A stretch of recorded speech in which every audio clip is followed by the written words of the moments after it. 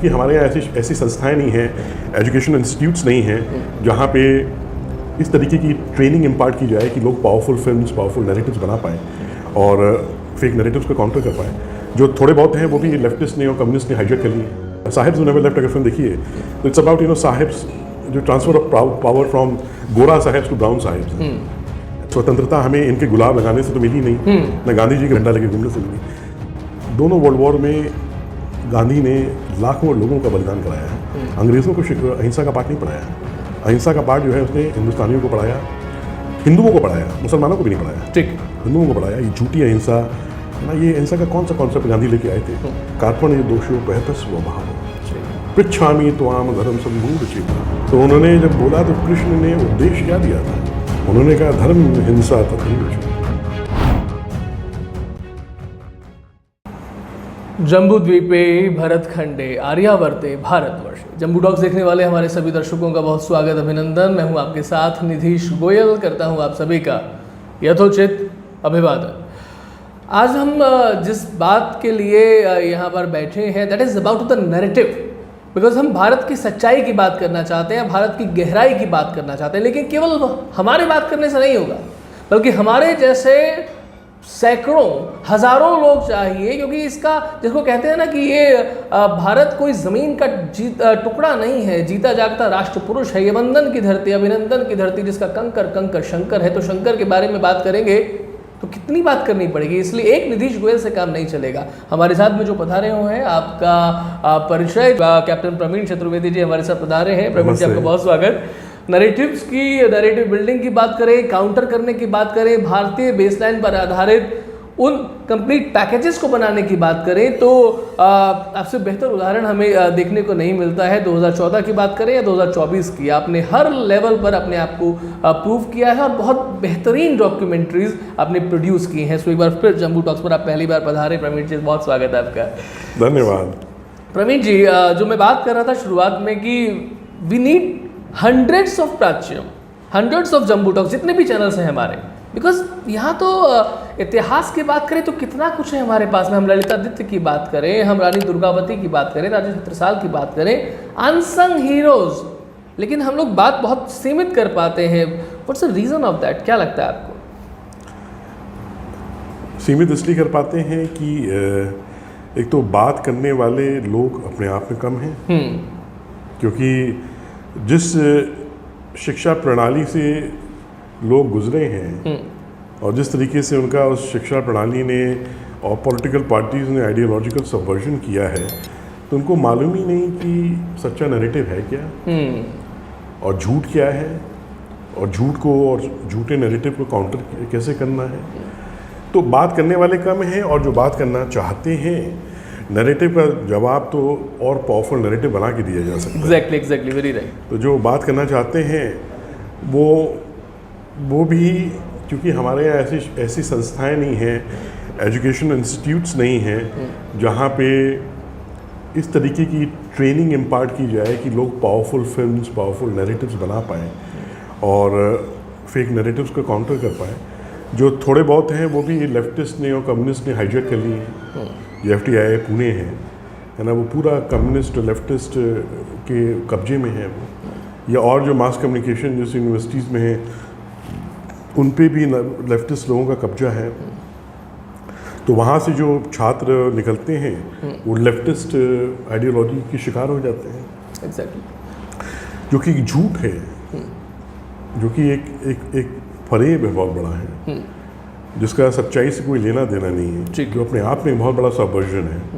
इसलिए वो बात करने लायक नहीं रह जाते। इसलिए आवश्यकता तो है, और कुछ सरकारों को, सरकार के जो इनिशिएटिव्स हैं कुछ ऐसे होने चाहिए कि मीडिया स्कूल्स खुलें, इस हर यूनिवर्सिटी में कम से कम एक प्रॉपर मीडिया ट्रेनिंग फैसिलिटी हो, और एक दूसरे से प्रेरित हो के लोग आगे आएँ, आगे बढ़ें, काम करें। प्राच्यम से प्रेरित होकर बहुत से लोगों ने अपने अपने चैनल्स खोले, बहुत खुशी की बात है। और हमने भी जहाँ जिसको जो मिला यथासंभव कोशिश की कि गाइड करें। प्रवीण जी, आपकी जो डॉक्यूमेंट्रीज जो बड़ा फेमस हुई, अगर मैं सीधा सीधा बात करूँ साहिब्स, आपको भी कहीं ना कहीं से प्रेरणा मिली होगी कि then why we started with sahibs. Nehru तो भारत के पहले प्रधानमंत्री, चाचा नेहरू गुलाब लगा कर के घूमते हैं, तो गुलाब में खुशबू नहीं आई आपको? नहीं, हमें तो नहीं आई। जिनको खुशबू आई वो उस खुशबू के अंदर जो क्लोरोफॉर्म था उससे मूर्छित होके रह गए। वो नकली गुलाब था, वो नकली चेहरा था, वो एक दिखावा था, एक छलावा था, जिसको उस रूप में ब्रिटिशर्स ने हमारे सामने प्रस्तुत किया और उन्हीं को ट्रांसफर ऑफ पावर दिया। साहिब्स हू नेवर लेफ्ट अगर फिल्म देखिए तो इट्स अबाउट साहिब्स, जो ट्रांसफर ऑफ पावर फ्रॉम गोरा साहिब्स टू ब्राउन साहिब्स है ना, इसी के बारे में है। उस ट्रांसफ़र ऑफ पावर के पहले क्या हुआ, इस देश की वास्तविकता क्या हुई, क्या सच्चा इतिहास था, क्या घटनाएं हुई, और ट्रांसफ़र ऑफ पावर के समय क्या हुई, और ट्रांसफ़र ऑफ पावर के बाद कैसे ये ब्राउन साहिब्स इस देश को अभी तक हाल तक उसको रूल करते रहे, अपने परिवार की जागीर समझ के उन्होंने यहाँ पे। तो पॉइंट में कहूँ 1, 2, 3, अगर आपकी ये उनकी गलतियाँ थी जिससे उबर नहीं पाए हम लोग, अगर आप साहिब्स की बात करें, नेहरू और गांधी की, तो 3 टॉप 3 अगर मिस्टेक्स आप पॉइंट आउट करना चाहें दर्शकों के लिए। एक तो जो भारत की जो समृद्ध संस्कृति है ना, और जो हमारी सभ्यता है, इतनी पुरानी सभ्यता है जी, और हमारी जो महान ऋषियों की परंपरा है, और जो हमारा दर्शन है, जो हमारा दृष्टिकोण है, और जो हमारा इतिहास है, और जो हमारी प्राचीन परंपराएं चलती आई हैं हज़ारों साल से, जो आज भी जनमानस में प्रचलित है, जो आज भी एक सुदूर गांव से लेके और एक ट्राइब तक अगर आप जाएं तो लोग उस परंपरा को, उन मान्यताओं को जीते हैं। वो मान्यताएं, वो परंपराएं, वो जीवन शैली, हमारा संविधान उनको प्रतिबिंबित नहीं करता है, और संविधान नहीं करता है तो हमारी जो न्याय प्रणाली है वो नहीं करती है। तो गोरों के जाने के बाद हमने गोरों द्वारा लिखित ही जो उनकी आयरिश कॉन्स्टिट्यूशंस के 1835 के जो वो थे, उन्हीं को कॉपी करके एक अपना संविधान रच दिया है। ठीक है कि नहीं? जैसे न्याय हमारे यहाँ दर्शन है, न्याय की जो प्रक्रिया थी, न्याय प्रणाली थी, यहाँ बहुत उन्नत थी। है तो एक तो सब चीज़ों का प्रतिबिंब होना चाहिए था संविधान में, हमारी न्याय प्रणाली में, एक तो ये है। दूसरी चीज़ ये है कि यथार्थ तो ये है कि स्वतंत्रता हमें इनके गुलाब लगाने से तो मिली नहीं, न गांधी जी की भगई पहनने से मिली, डंडा लेके घूमने से मिली। स्वतंत्रता वास्तविक रूप से जो एटली ने खुद स्वीकार किया था, वो तो सुभाष चंद्र बोस ने, जो एक राष्ट्रभक्ति की चेतना जागृत की थी, और जो उन्होंने अंग्रेज़ों के खिलाफ युद्ध लड़ा था, और उनसे अंडमान निकोबार आइलैंड लेके वहाँ पे अपना भारत की ध्वजा फहराई थी, और उन्होंने जो आज़ाद हिंद फौज की और आज़ाद हिंद गवर्नमेंट की जो उन्होंने स्थापना की थी, और उनसे प्रेरित होके जो म्यूटिनी हुई है जी, हमारे नेवी में, डिफेंस फोर्सेस में है, उससे अंग्रेज़ घबरा गए हैं। क्योंकि अभी तक पूरा second world war, first world war और सेकेंड वर्ल्ड वॉर अंग्रेज़ों ने भारत के सैनिकों के दम पे लड़ा था, उनको उनके बलिदान करके लड़ा था, जिस बलिदान में गांधी की बहुत अहम भूमिका थी। और गांधी ने यहाँ तो अहिंसा का पाठ पढ़ाया, लेकिन वर्ल्ड वॉर 1 में, वर्ल्ड वॉर 2 में ब्रिटिशर्स की आर्मी में भर्ती होने के लिए हमारे ही नौजवानों को भेजा, हमारे देश के नागरिकों को भेजा, और दोनों वर्ल्ड वॉर में गांधी ने लाखों लोगों का बलिदान कराया है। अंग्रेज़ों को अहिंसा का पाठ नहीं पढ़ाया है। अहिंसा का पाठ जो है उसने हिंदुस्तानियों को पढ़ाया, हिंदुओं को पढ़ाया, मुसलमानों को भी नहीं पढ़ाया। ठीक, हिंदुओं को पढ़ाया। ये झूठी अहिंसा है ना, ये अहिंसा का कौन सा कॉन्सेप्ट गांधी लेके आए थे? हमारे यहाँ भगवत गीता में कृष्ण कह रहे हैं अर्जुन से, उन्होंने कहा कि देखो, भूल जाओ कि ये तुम्हारे चाचा हैं कि ताऊ हैं कि मामा हैं कि भाई हैं कि गुरु हैं जी, ये अब अधर्म के साथ खड़े हैं। ततो युद्धाय युजस्व, अब तुम अर्जुन, तुम्हें शस्त्र उठाओ और युद्ध करो और तुम इनका वध करो। Exactly, very right. उन्होंने कोई अहिंसा का पाठ तो पढ़ाया नहीं। ठीक बात। जब किम कर्तव्य विमूढ़ हो गए थे अर्जुन कुरुक्षेत्र में, और जब उन्होंने खुद ही कहा कार्पण्य दोषो पहत स्वभाव पृच्छामि त्वाम धर्म सम्मूढ़ चेता, राइट। तो उन्होंने जब बोला तो कृष्ण ने उपदेश क्या दिया था? उन्होंने कहा धर्म हिंसा तथैव च। उन्होंने कहा भाई ये तुम्हें हिंसा करनी पड़ेगी।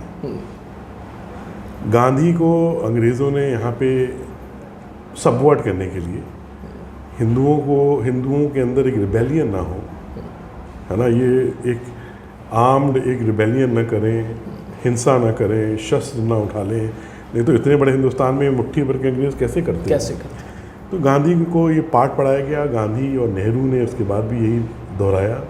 नेहरू ने अपने लोभ में, अपनी सत्ता के लालच में देश का विभाजन करवाया, बहुत बड़ी गलती थी। मैं पूछता हूँ कि किससे पूछ के नेहरू और गांधी ने विभाजन किया? क्या भारत के नागरिकों से पूछा था? ठीक। क्या हिंदुस्तान के लोगों से पूछा था कि उनका देश गांधी या नेहरू के बाप का देश तो था नहीं है, ये तो हिंदुस्तानियों का देश हिंदुस्तान था। अगर उनको कराना था तो क्या उनको एक प्लेबिसाइड नहीं करानी चाहिए थी? क्या उनको पूछना नहीं चाहिए था कि लोगों का क्या मत है कि देश का विभाजन होना चाहिए था कि नहीं है? अच्छा, वो आपने तो कराया, तो चलिए लाखों हिंदुओं का जो कत्ल हुआ, जो कत्लेआम हुआ, नरसंहार हुआ, उसका जिम्मेदार कौन है? ठीक। आपने वो क्यों नहीं प्रिवेंट किया है? देखिए, by very decent reasonable estimates 30 lakh Hindu मारे गए थे। सही है कि नहीं? इनकी मृत्यु का, इनके नरसंहार का जिम्मेदार कौन है? नेहरू और गांधी हैं। हम और किसी चीज़ में नहीं जाएंगे। ठीक है। दूसरी जो बहुत बड़ी जो चूक हुई वो ये हुई।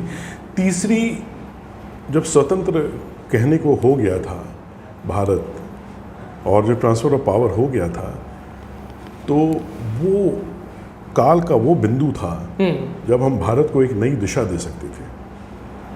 हम भारत में भारत की संस्कृति, भारत का दर्शन, ज्ञान, विज्ञान, वाङ्मय, इसको पुनर्स्थापित करने की, पुनर्जागृत करने की दिशा में हम लोगों को एक पूर्ण प्रयास करना चाहिए था। एग्जैक्टली। और जो अंग्रेज छोड़ के गए थे, देखिए सिर्फ नाम बदलने से, ICS से IAS करने नहीं से होता है, कोई ब्यूरोक्रेसी का कैरेक्टर नहीं बदलेगा। Exactly, very right, very right. हमें इस ब्यूरोक्रेसी की कोई ज़रूरत नहीं थी। ये जो ब्यूरोक्रेसी हुई और इसमें जो फिर लाइसेंस राज किया इंदिरा गांधी ने, और फिर तमाम भ्रष्टाचार किया, और जो गलत नीतियाँ थीं, गलत जो कानून थे, उससे बहुत क्षति हुई है। तो ये 3 मेजर मिस्टेक्स हुई ट्रांसफ़र ऑफ पावर या स्वतंत्रता के समय। ठीक है। जिसको हमसे बहुत बड़ी चूक हो गई। एग्जैक्टली, हमें भूलना नहीं चाहिए, बल्कि बार बार अब इसे याद दिलाना चाहिए। तो कंक्लूडिंग अगर हम बात करें, बिकॉज जो शुरुआत हमने की थी, मुझे लगता है कि वहीं से हम क्लोजिंग भी करेंगे कि हमें हंड्रेड्स ऑफ पीपल चाहिए, लेकिन एक प्रवीण चतुर्वेदी को OTT प्लेटफॉर्म खड़ा करने के लिए भी बड़ा परिश्रम करना पड़ता है। हम लोगों ने अभी देखा, मैंने आपसे जब बात भी कर रहा था कि कल की movie made up with ₹600 crore, इतने में 4000 नरेटिव, वॉर ऑफ नरेटिव योद्धा जो हैं वो विद इंफ्रा एटलीस्ट खड़े किए जा सकते थे, लेकिन उस पर ध्यान किसी का नहीं है। देन उसके लिए क्या करें? आपने OTT शुरू किया। हाँ, तो बस जितने हमारे हिंदू बंधु हैं पूरे विश्व में, उनसे हमारा यही निवेदन है कि हिंदू राष्ट्र की दिशा में, नैरेटिव वॉर को लड़ने की दिशा में, वॉर तो अभी कई फ्रंट्स पे लड़नी है, लेकिन सबसे जो इम्पोर्टेंट और सिविलाइजेशनल वॉर है, वॉर ऑफ नैरेटिव्स है। बिल्कुल। इसकी दिशा में प्राच्यम ने एक प्रयास किया है, कदम उठाया है, विश्व का पहला हिंदू OTT शुरू किया है। सब हिंदू इस मूवमेंट से, इस मिशन से जुड़े, प्राच्यम को सब्सक्राइब करें, आप अपने सुझाव दें। ऐसा नहीं सिर्फ देखें, आप प्राच्यम.org पे जाइए, जो एक अपने आप में एक कम्युनिटी, एक वेबसाइट है। आप अपने वहाँ पे किसी भी इनिशिएटिव से जुड़िए। हम हिंदुओं को संगठित करने का प्रयास कर रहे हैं उसके माध्यम से।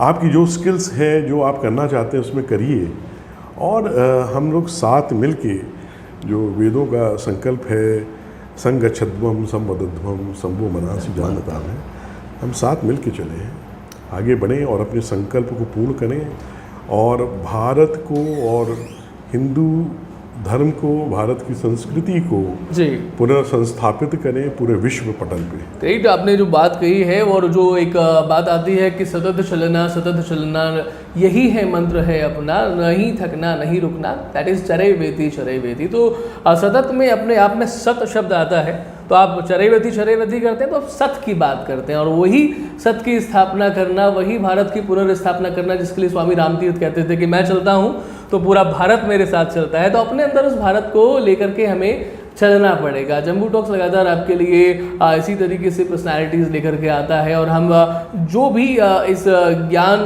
यज्ञ हम कहें, वॉर ऑफ नरेटिव कहें, और हमें लड़ना तो पड़ेगा और लेकिन लड़ने के लिए हमें संसाधन चाहिए और उस संसाधनों के लिए हमें आपकी आवश्यकता है। तो आपसे निवेदन, चैनल को सब्सक्राइब करें, वीडियो को लाइक और शेयर करें और हमारी इस बात को आगे बढ़ाने में हमारे सहयोगी जरूर बने। बहुत धन्यवाद प्रमीश जी आपका पधारने के लिए और अपना समय देने के लिए। प्रणाम। जय श्री राम।